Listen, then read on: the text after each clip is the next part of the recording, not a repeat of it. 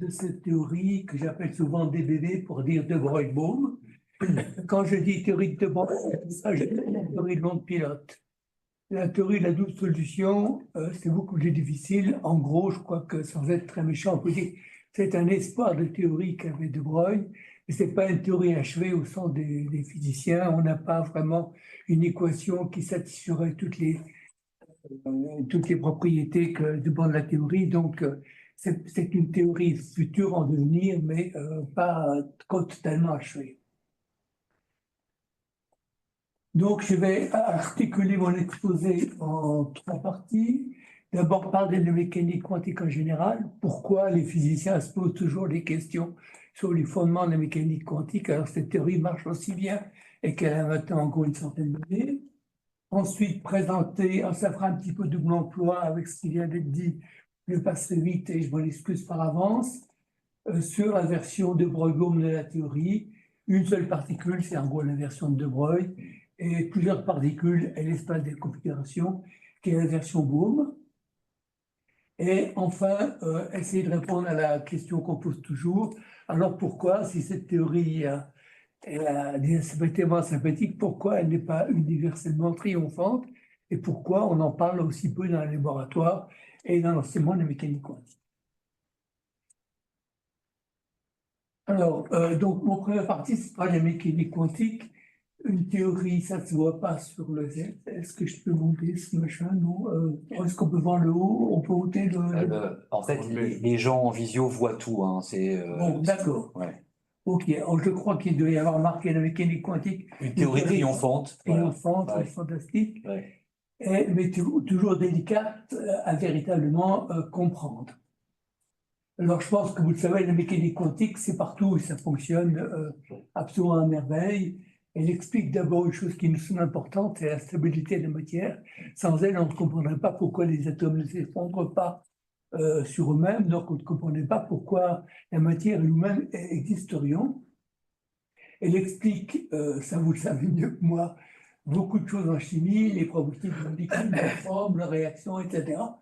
La chimie quantique est quand même une partie très importante de la chimie contemporaine.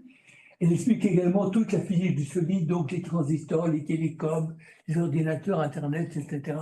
Donc elle est vraiment, d'un point de vue technique, à la base de beaucoup de choses dans notre civilisation. Je vais citer aussi les lasers, l'horloge atomique, le GPS et ainsi de suite. Bon, donc tout ça c'est formidable, mais elle contient aussi d'étranges limitations pas externe mais interne, ce qui est plus grave.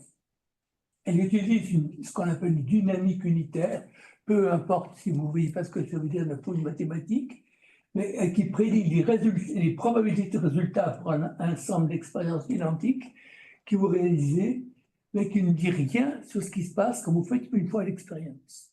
Alors en pratique, souvent, on commence par faire une fois l'expérience. Alors, c'est un problème de logique de cohérence interne qui est connu depuis longtemps. Il a été identifié par Feynman dans son fameux livre historique de 32 sur la mécanique quantique, et qui parle, je vais détailler, on parle souvent de la régression logique de Feynman, de sa chaîne infinie, ou tout simplement du problème de la mesure que je vais expliquer sur le transparent suivant. Incidemment, si j'ai parlé de mécanique, comment comprendre la mécanique quantique, c'est pour faire allusion à un bouquin qui est publié il y a quelques années qui parle des différentes interprétations de mécanique quantique, dont des bébés. Alors, ici, de prendre l'expérience quantique la plus simple qu'on puisse imaginer, et comme je suis opticien, ça va être avec un photon qui va être séparé par une lame semi-réfléchissante, vous voyez la flèche, donc le photon peut passer soit tout droit, soit vers le haut. Dans chacun des chemins, il rencontre d'abord un détecteur, une caméra CCD ou un photoamplificateur. Le signal en question est amplifié, présenté sur un écran et observé par un observateur dans chacun des canaux. Alors, comment décrit la mécanique quantique, comment la mécanique quantique décrit cette expérience? Elle décrit tout en termes d'un objet dont on n'a pas besoin de comprendre le détail de la structure, mais qu'on appelle le vecteur d'état.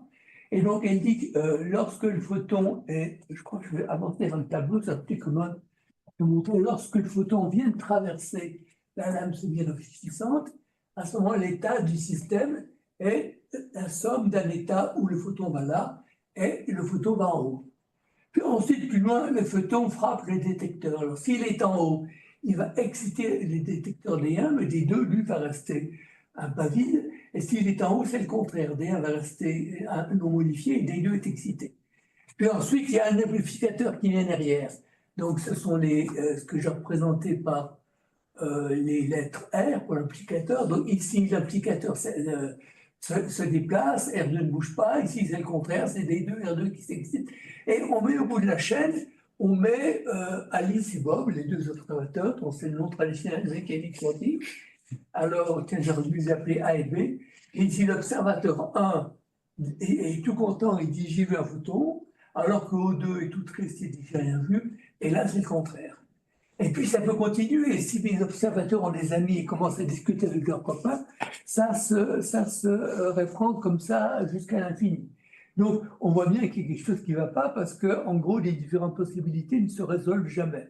Ce Frobenius a l'air de dire que tout se produit constamment, que les observateurs voient des choses différentes et, en gros, que nous-mêmes ne sommes pas uniques. Nous avons plusieurs états de conscience simultanés à la fois, ce qui est effectivement très contre-intuitif et pas très moteur pour faire de la physique. Donc, il faut arrêter quelque part cette chaîne de Feynman publique et la couper quelque part pour qu'on arrive à observer des résultats uniques macroscopiques. Alors, ce qu'on appelle souvent, il y a un vocable qui apparaît souvent dans ces discussions mécaniques quantiques, qui est QSMDS, Complex Superposition of Complicated States. Et donc ça, c'est ce qu'on ne veut pas, c'est ce que j'avais là, des superpositions quantiques d'états macroscopiques différents.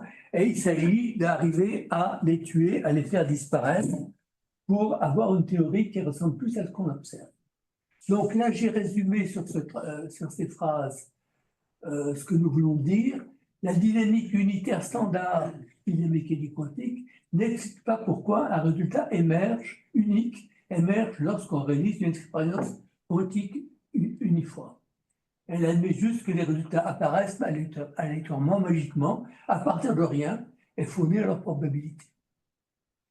Mais au fond, pourquoi est-ce que nous devons accepter une telle situation? Après tout, pourquoi la physique renoncerait à expliquer ce qui se passe en une seule expérience? Alors, il y a des physiciens, des philosophes ou des scientifiques en général qui satisfassent, et d'autres qui trouvent que ce n'est pas une situation décevante. Bon, plus généralement, la dynamique quantique est basée sur des équations différentielles linéaires qui semblent prédire, dans certains cas, l'apparition de ces fameuses QSMDS dont j'ai dit que nous ne voulions pas les garder et qui sont le problème fondamental de mécanique quantique. Alors, qu'est-ce qu'on fait? On est forcé d'introduire des postulats ad hoc et pour couper cette dynamique unitaire diabolique qui nous mène trop loin vers les situations que l'on n'a pas envie d'accepter. Alors, différentes interprétations de mécanique quantique font ça de façon différente. Alors, la première qu'il faut toujours citer, c'est celle de Niels Bohr, qu'on appelle l'interprétation de Copenhague. Il dit que la fonction d'onde, donc celle que j'ai écrite tout à l'heure en développant mes vecteurs d'état, qu'elle ne décrit pas les propriétés physiques d'un système microscopique ou macroscopique. Elle n'est qu'un outil mathématique qui permet de donner les probabilités et des différents résultats de mesure. Ça n'est pas quelque chose de réel, c'est quelque chose, on pourrait dire quelquefois certains disent la fonction d'onde est un outil mental. En tout cas, c'est un outil mathématique, c'est clair. Donc la fonction d'onde prend, je dirais, les philosophes un statut épistémique et pas ontique. Alors, Feynman, lui, il prend un point de vue différent. Il propose un point de vue plus radical. Il propose de résoudre le problème de la mesure en introduisant un postulat ad hoc qu'on appelle postulat de production, postulat de Feynman, collapse quantique, comme vous voulez, et qui modifie la fonction d'onde, qui dit à un certain moment, il y a une des parties de la fonction d'onde qui ne plaisait pas, qui disparaît magiquement et qui ne reste plus que l'autre. Donc, dans ce point de vue, une mesure de la position de la particule ne révèle donc pas où se trouvait la particule avant les mesures, ça pourrait être le cas en physique classique, elle indique plutôt comment c'est la mesure qui a forcé la particule à se localiser en un point plutôt qu'un autre. Bon, ça, c'est les deux grandes approches de mécanique quantique. Il y en a bien d'autres dont je ne parlerai pas, si c'était bien sûr des bébés. Mais dans les deux cas, on voit qu'on est quand même très mal à l'aise. Parce qu'il faut définir ce que c'est qu'une mesure. On a dit qu'on appliquait un postulat spécial lors des mesures. Mais qu'est-ce que c'est qu'une mesure? Quel type de processus d'interaction dans la nature possède le statut de mesure? Ou simplement, ce sont deux systèmes libres que personne n'observe et qui évoluent librement? Où se situe la limite entre le système mesuré et l'appareil de mesure? Ce qu'on appelle le cut de Heisenberg. Heisenberg dit qu'il y a une limite à partir de laquelle le système quantique reste quantique et puis la mesure se produit et le système devient classique. Et quel est le rôle de l'observateur? Faut-il accepter une théorie anthropocentrique qui lui donne un statut particulier? Alors, la théorie des bébés est une façon de résoudre, de répondre de façon satisfaisante à ces questions, mais je dirais à la fin, par ailleurs, elle pose d'autres problèmes. Donc, tout n'est pas aussi idéal qu'on pourrait l'espérer. Alors, je vous rappelle juste qu'en mécanique quantique standard, vous avez une fonction d'onde. Comme on l'a dit tout à l'heure, on peut l'écrire comme le produit d'un nombre réel, son amplitude, et par une phase où S est la phase. Et il se trouve que cette équation admet une équation de conservation locale de la probabilité qui est écrite là. Vous savez, ça c'est tout à fait comme en électrodynamique. Lorsqu'on a une densité d'un fluide, la densité locale à chaque point varie parce que des particules de fluide y arrivent. Et ça s'écrit sur la fois la divergence d'un courant, quel courant dans le fluide. Eh bien, il se trouve que l'équation de Schrödinger admet tout à fait naturellement une équation de ce type. Donc là jusqu'ici, nous sommes dans la mécanique quantique tout à fait standard. Et bon, les physiciens quantiques standards, c'est bon, c'est bien, c'est comme ça, mais il n'y a pas plus à dire. La mécanique quantique de Broglie-Bohm enrichit la théorie standard. Elle prend ce courant de probabilité au sérieux.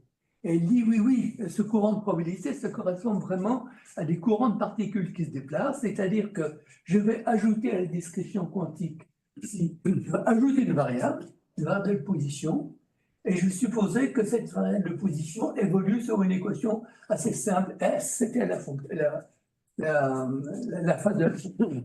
Ça, c'est la théorie de l'onde pilote de Broglie et plus tard de Bohm. Alors, lorsque vous réalisez la même expérience plusieurs fois, il se trouve qu'on admet, ça c'est un postulat de la théorie, qu'initialement, les positions Q sont réparties aléatoirement partout selon la probabilité psi2. Ça, c'est ce qu'on admet ça. Donc, ces positions existent, mais elles sont quelque part avec une probabilité répartie par psi2 et on ne sait pas où. Et à ce moment-là, ce qui est sympathique, c'est qu'on démontre que si c'est vrai initialement, ça reste toujours. Et donc, on démontre à ce moment-là assez facilement que si on fait des mesures de position de la particule à la fin de l'expérience, eh bien, on va retrouver la règle de Born, dont je parle tout à l'heure, on va trouver les règles standards de mécanique quantique. Donc, au fond, on reconstruit la mécanique quantique standard en lui ajoutant quelque chose de plus, une vue supplémentaire par rapport à la vue standard des textbooks.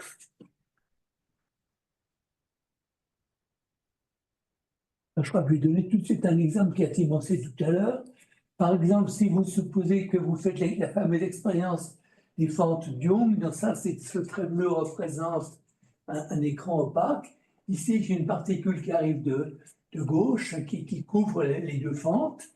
Alors, en mécanique quantique, on dit l'onde se propage par les deux fentes et l'interfère, et ça n'est qu'au moment où je mesure la position sur l'écran représenté en vert qu'elle se matérialise. J'ai dit tout à l'heure, mécanique quantique standard, ça n'est qu'au moment où on mesure la position de la particule que la particule prend une position.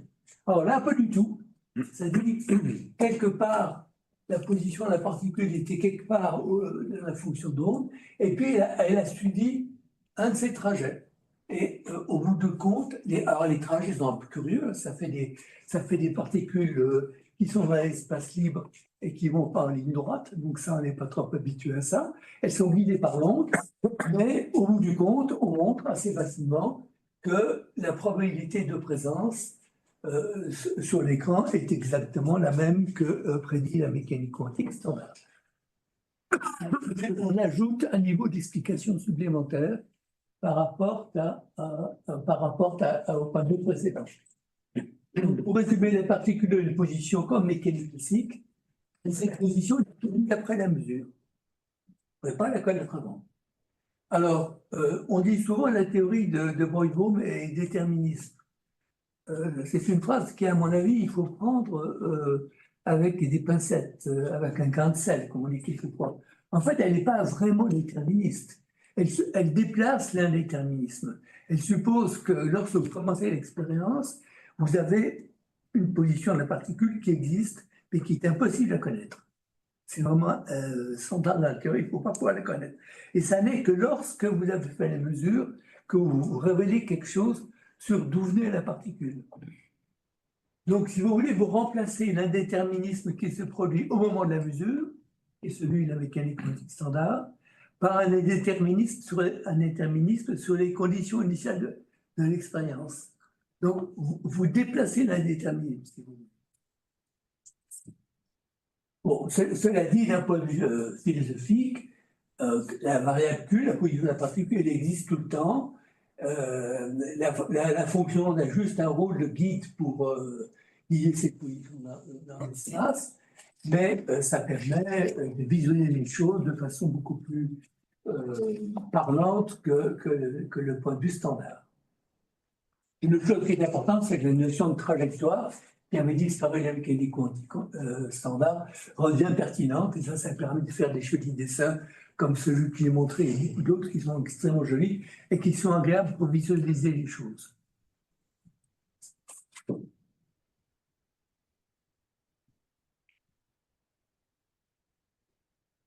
Alors, deuxième étape, deuxième et dernière étape pour la mécanique quantique bohmienne. Maintenant, je vais parler de plusieurs particules. En gros, c'est une des grandes contributions de Bohm. Alors, je vais me limiter à deux particules. Et je vais supposer maintenant que ma fonction de psi, elle dépend de deux positions, R1 et R2, et qu'elle est toujours le produit d'une partie réelle grand R de R1 et R2 et d'une phase, qui est ici, j'ai appelé X, Xi, alors qu'elle était S avant, bon, peu importe. Et les deux positions sont guidées par une équation tout à fait semblable à l'équation précédente, c'est-à-dire que leur évolution dans le temps, leur vitesse, est proportionnelle au gradient de la phase par rapport à 1 pour la première particule, par rapport à 1,2 pour la deuxième particule.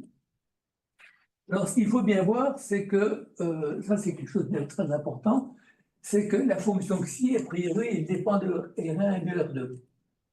Elle est prise, vous voyez, opposition Q1 et Q2. C'est-à-dire que l'évolution de Q1, par exemple, elle dépend de la valeur de Q2, qui est là. Et ainsi pourquoi.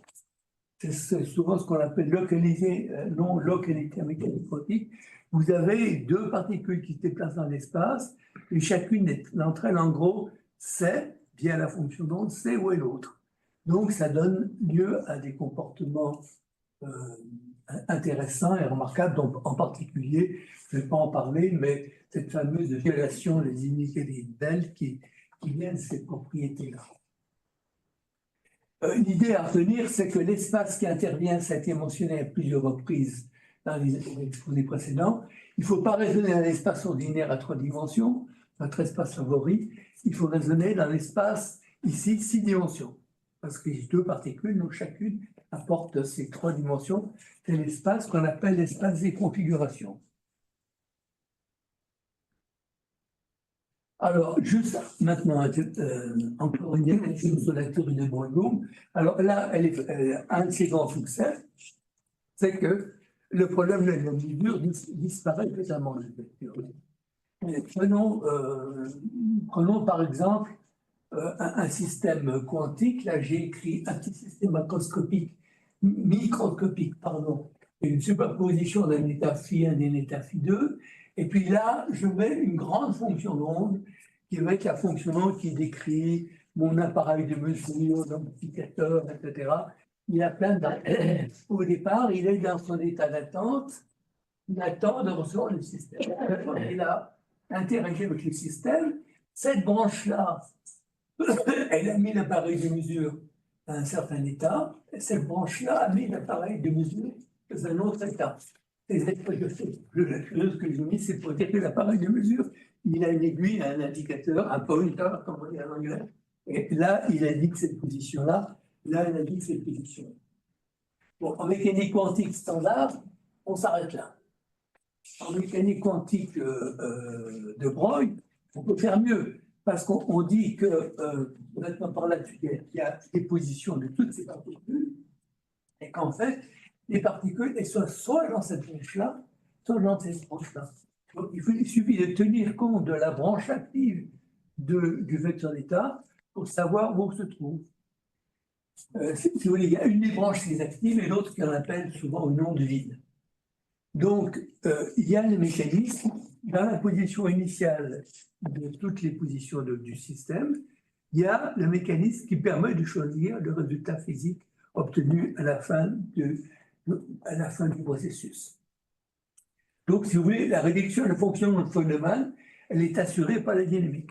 Il n'y a plus qu'une seule sorte d'interaction physique, il n'y a pas les mesures qui sont à part, il y a des interactions. Les systèmes qui interagissent et ces lois d'interaction sont toujours les mêmes. Alors, ce que je voulais dire également, c'est que, bon, tout ça, ça peut paraître très théorique, mais il y a des cas, il y a un certain nombre de cas où la mécanique quantique bohmienne est effectivement utile techniquement pour faire des calculs.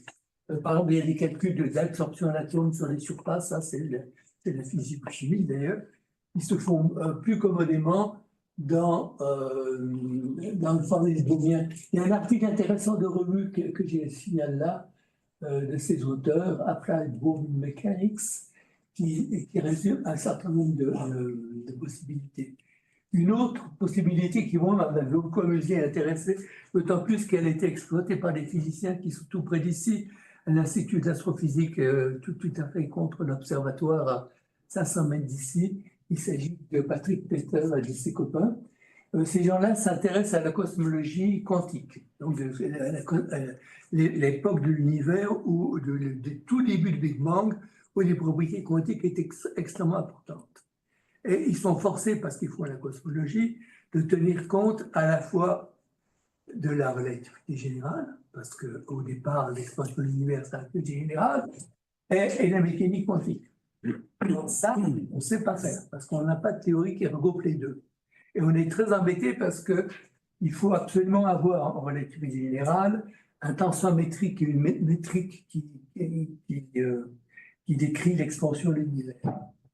Et cette métrique, c'est un opérateur quantique. Alors, ce qu'il faut, c'est qu'il suppose que cette métrique, en fait, a une valeur fixée bohmienne, une valeur donc réelle, dont la distribution est connue, c'est celle que la mécanique quantique, et il calcule l'expansion de l'univers à partir de cette valeur réelle et unique de la métrique de l'univers.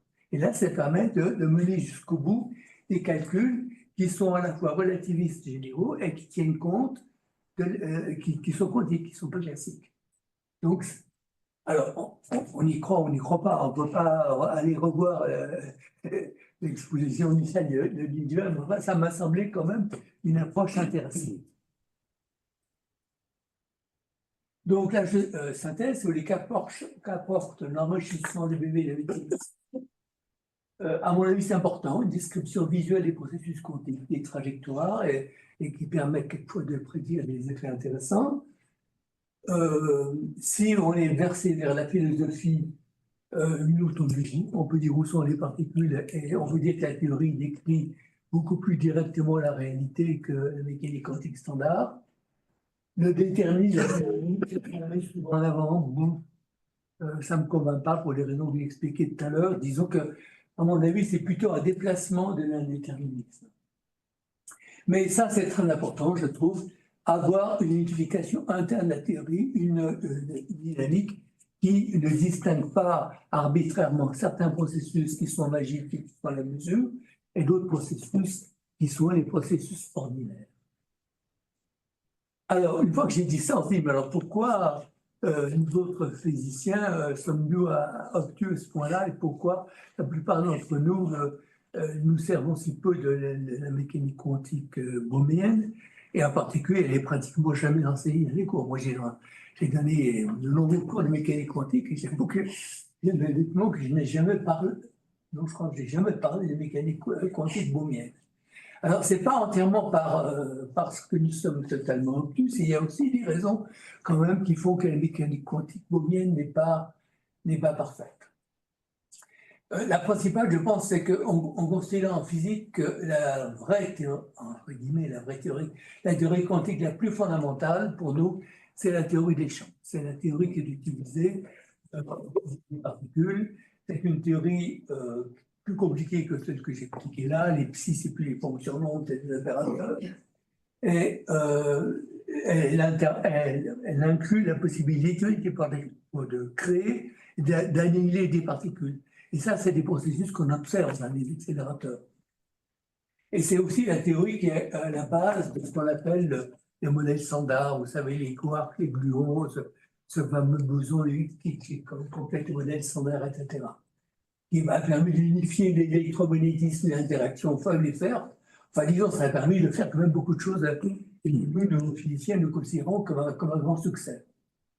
Donc, l'équation de Schrödinger, elle reste très bien, mais elle est considérée comme une approximation utile, valable dans certains cas, nombreux cas, je dirais même, parce que souvent on fait de la physique qui passe l'énergie, mais pas comme une équation de base. Or, la théorie de Roy-Bohm ne s'applique pas vraiment à la théorie quantique des champs. Il y a des d'abord, c'est très difficile, et puis il y a des raisons assez fondamentales à ça. Elle reste limitée à la théorie de Schrödinger ou à la rigueur, celle de Dirac sur une particule. Donc, si on veut dire les choses méchamment, si vous voulez, on peut dire que d'un point de vue très fondamental, la théorie des bébés est un échec, ou du moins qu'elle n'est pas encore, sous la forme actuelle, elle est loin d'être assez générale. Il y a peut-être des idées à en conserver parce qu'elle présente beaucoup de caractéristiques sympathiques, mais ce n'est pas une théorie actuellement achevée et comme une théorie de toute la physique. Donc, je crois que c'est mon dernier transparent. Je résume ce que j'ai dit.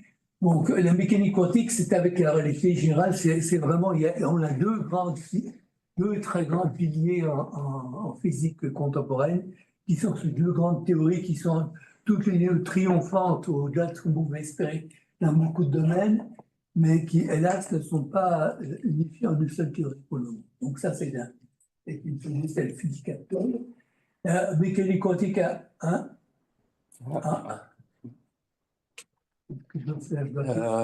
à c'est sur la télécommande, on va faire simple. Ne perdons pas, voilà, c'est bon.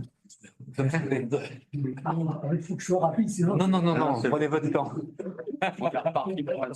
C'est bon, tout va bien. Je suis dans les temps. Ah ouais, non, c'est parfait.